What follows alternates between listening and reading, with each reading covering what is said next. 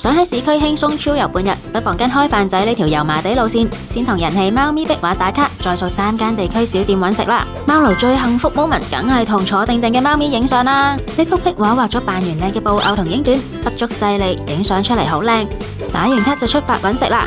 呢間麵包店行文青及飛風，部分麵包造型幾 Q， 芋泥麻薯日式麵包好有日本卡通感，芋泥同麻薯夠軟滑，如果餡料多啲就好啦。海豹造型黑芝麻布甸波波，芝麻味同奶香好出，推介啊！黑芝麻抹茶辣梯係少見嘅組合，直接飲味道會濃啲。中意清潤甜品就要試燕和合桃糊豆花，當日1點左右開賣。合桃糊係天然甜味，有少少拗口。